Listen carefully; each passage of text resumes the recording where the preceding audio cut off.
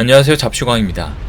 러시아가 우크라이나 돈바스 지역에 총 공세를 퍼부으며 전쟁이 새 국면에 접어든 가운데 미국이 결국 우크라이나에게 1조 원 규모의 군사 지원에 나서기로 했다는 소식입니다. 미국이 더 많은 군사 지원을 약속하면서 전쟁이 어떻게 변화할지 관심이 모아지고 있는데요. 로이터 통신에 따르면 조만간 바이든 대통령은 우크라이나에 대한 추가 군사 지원 방안을 발표할 예정으로 지원 규모가 8억 달러, 하나로 약 1조 원에 달할 것으로 알려졌습니다. 최근 바이든 행정부는 우크라이나에 155mm 곡사포, 포탄을 비롯해 대전차 미사일 제블린 등 군사 지원안을 발표했었는데요. 그리고 또 최근 서방의 다른 국가에서도 우크라이나에게 직접 전투기를 지원해준 것으로 드러났습니다. CNN에 따르면 존 커버 미 국방부 대변인은 우크라이나가 공군력을 강화하기 위해 전투기와 부품을 지원받았다고 공식적으로 밝혔습니다. 어떤 국가가 우크라이나에게 전투기를 지원했는지 밝히진 않았지만 우크라이나의 공군력을 보강할 수 있는 항공기와 부품을 받은 것으로 알려졌는데요. 앞서 EU와 나토 회원국들은 우크라이나에 대전차 미사일, 탄약 지원 등 다른 군사 지원은 아끼지 않았지만 유독 전투기에 대해서는 지원을 꺼려왔었습니다. 러시아와의 확전을 우려해서였는데요. 하지만 예상과는 달리 전쟁이 장기화되고 있고 러시아군이 우크라이나 동부 지역에 재배치되는 등 전쟁이 다시 긴박해지면서 서방 국가들 사이에서도 분위기가 바뀌고 있습니다. 이에 따라 앞으로 러시아가 어떻게 나올지 지켜봐야 하는 상황이 됐는데요. 그런데 최근 들어 러시아가 더 궁지에 몰린 모습을 보여주고 있다고 하는데 무슨 일이 일어나고 있는지 자세히 알아보겠습니다. 최근 러시아는 우크라이나 동부 돈바스 지역을 빼앗기 위해 대대적인 지상 공격에 나서고 있습니다. 주요 외신에 따르면 러시아 외무장관은 우크라이나에서 특별 군사작전이 다음 단계로 접어들었다며 이번 작전은 중대한 순간이 될 것이라고 밝혔습니다. 이 때문에 푸틴은 돈바스 지역 점령이 전쟁의 목표라고 제시하며 러시아군이 키이우에서 물러난 뒤 동부 지역으로 군사력을 집중시켜왔습니다. 이렇듯 돈바스 지역에 대한 러시아군의 대규모 공격은 예견된 것으로 보이는데요. 그런데 이처럼 공격에 사활을 걸고 있는 러시아가 여러가지 금지 무기를 사용하고 있다는 정황이 밝혀졌습니다. 워싱턴 포스트에 따르면 러시아가 키이우 외곽 부차를 공격하면서 비인도적 무기 중 하나인 플래셰트탄을 사용한 것으로 드러났는데요. 실제로 부차 지역의 한 주민은 러시아군이 철수하기 며칠 전 머리 위에서 포탄이 터지며 수천 개의 다트가 뿌려졌다고 당시 상황을 설명했습니다. 플래셰트는 3cm 길이로 강철비라고 불리는데 이로 채워진 폭탄의 경우 공중에서 터지면 축구장 3배 크기까지 수만 개의 작은 화살 모양의 못을 흩뿌립니다. 이 때문에 플래셰트탄 사용은 대량 살상이 우려돼 현대전에서는 금기시되고 있는 무기인데요. 그런데 이번에 러시아가 플래셰트를 발사한 것으로 알려지면서 국제사회의 맹비난이 쏟아지고 있는 상황입니다. 마찬가지로 러시아는 우크라이나 제2도시 하르키우에 집속탄을 사용했다는 정황도 나왔었는데요. 심지어 러시아는 피난민들이 모여있던 돈바스 기차역에 집속탄을 떨어뜨려 최소 50명을 숨지게 만들었습니다. 집속탄은 많은 수의 소형폭탄을 장착한 미사일로 미사일이 목표 지점에 가까워지면 안에 있던 소형 폭탄들이 쏟아져 나옵니다. 집속탄 또한 대량 살상 무기로 현재 국제협약으로 사용이 금지되어 있습니다. 또 러시아군은 최근 화학무기를 사용한 사실도 드러났는데요. 최근 우크라이나 아조프 연대는 러시아군이 드론을 통해 정체불명의 물질을 살포하는 등 마리우폴 마을에 화학무기를 사용했다고 밝혔습니다.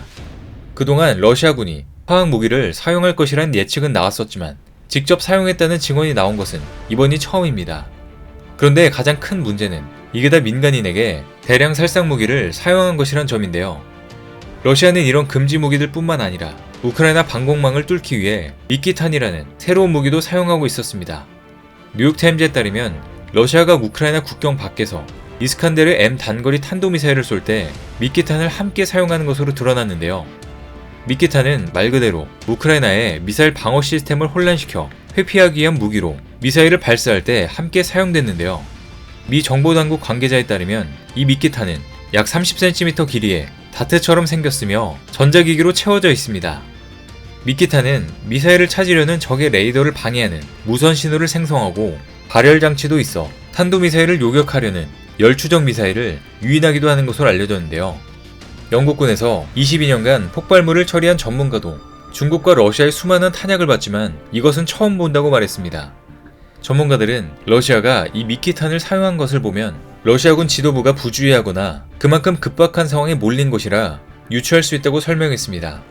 우크라이나에 이 미끼탄을 사용하면 서방의 정보당국이 이를 수집해 연구할 것이 뻔한데도 이를 사용했기 때문입니다. 즉 러시아가 신무기를 공개적으로 사용해 최신 기술을 선보일 만큼 급박한 상황에 내몰렸다는 것인데요. 미국 등 서방 국가들이 각종 군사무기를 지원하기 시작하면서 빠르게 이 전쟁을 끝내지 않으면 어떻게 될지 모른다고 판단한 것입니다. 그런데 러시아는 미끼탄과 같은 속임수를 자주 사용하고 있는데요. 최근 본토에 있는 무기들도 상당수 가짜로 밝혀져 충격을 주고 있습니다. 러시아 공군기지에 세워진 초음속 요격기가 가짜일 가능성이 제기된 것인데요. 실제로 최근 공개된 위성 사진을 보면 러시아 리페츠크 주기장에 세워진 미그 31BM 초음속 전투기의 양쪽 날개와 꼬리 날개가 동체에서 떨어져 도로 위에 놓인 것이 포착됐습니다. 해당 사진이 공개되자 인터넷 커뮤니티에서는 러시아가 서방의 위성을 속이기 위해 스티로폼이나 공기 주입식 재료로 만든 가짜 전투기를 조립한 것이 아니냐는 의혹을 제기했습니다. 물론 여느 전투기처럼 미그 31도 수리를 위해 해체될 수 있다는 의견도 있는데요. 하지만 군사 전문가들의 분석은 전혀 다릅니다. 실제로 러시아 공군력을 평가하는 영국 왕립 합동군사연구소는 이런 고도의 기술을 요하는 정비를 경납고도 아니고 노천 도로 위에서 하는 것이 말도 안 된다고 가짜설에 힘을 실었습니다. 이렇듯 가짜 무기는 러시아에겐 전혀 새로운 이야기가 아닌데요. 종종 러시아군이 중요한 무기의 이동 상황을 숨기기 위해 푸틴의 미끼라 불리는 가짜 전투기, 미사일, 탱크를 노골적으로 활용했던 만큼 이번에도 그럴 가능성이 높아 보이는 게 사실입니다. 실제로 지난해 우크라이나와 러시아의 무력 갈등이 고조됐을 때도 러시아 국방부는 제45 공병 위장연대가 군 막사와 탱크, 트럭, 전투기를 제조하는 모습을 TV에 방영했었습니다. 해당 방송에서 가짜 무기 제조업체들은 특수 재질로 만들었기 때문에 실제 무기와 비슷해 적이 가짜인 줄 알 수 없다고 자랑하기까지 했습니다. 가짜 무기 제작 분야에서는 러시아가 압도적이라고 평가되고 있는데요.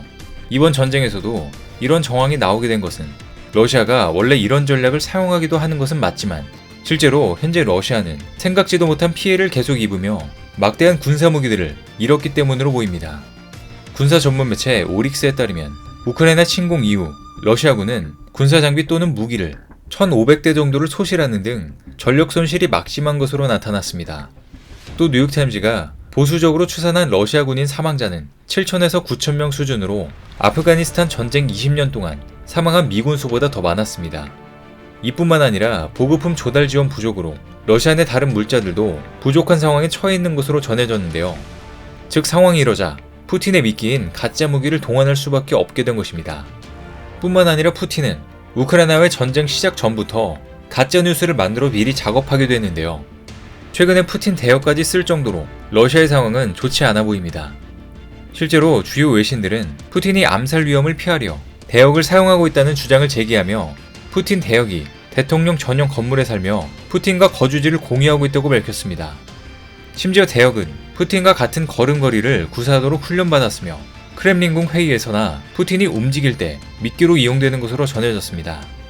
한편 러시아는 최근 21일 우크라이나 남부 전략적 요충지인 항구 도시 마리우폴에 총 공세를 퍼부은 끝에 마리우폴을 점령했다고 공식적으로 선언했습니다. 동부 지역을 빠르게 점령해 상황을 마무리하려는 듯 보이는데요. 하지만 마리우폴 최후의 격전지인 아조스탈 제철소 내부에서는 우크라이나군 2,000여 명이 끝까지 맞서 싸우겠다며 항전 의지를 보이고 있어 마리우폴을 전면 함락했다는 러시아 측 주장에 의문이 제기되고 있습니다. 미 국무부에서도 마리우폴을 점령했다는 러시아의 주장은 허위라고 밝혔는데요. 러시아가 키이우 점령이라는 초기 목표 달성에 실패하는 등 잇따른 부진을 보이자 자국민에게 성과를 보여야 한다는 절박함이 푸틴으로 하여금 조기 승리 선언을 만들었다는 분석이 나오고 있는데요. 러시아군은 우크라이나 북부 철수와 모스크바함 격침 등 최근에 보여줬던 약점들을 비롯해 각종 최신 기술들과 미끼들을 선보이며 굉장히 조급한 모습을 보이고 있습니다. 과연 앞으로 러시아가 또 어떠한 모습을 보일지 관심있게 지켜봐야 할 것 같습니다. 오늘 준비한 소식은 여기까지입니다. 댓글을 통한 여러분들의 많은 의견 기다리겠습니다. 많은 분들의 생각이 모였을 때 진정 가치 있는 지식이 완성될 것입니다. 시청해주셔서 감사합니다.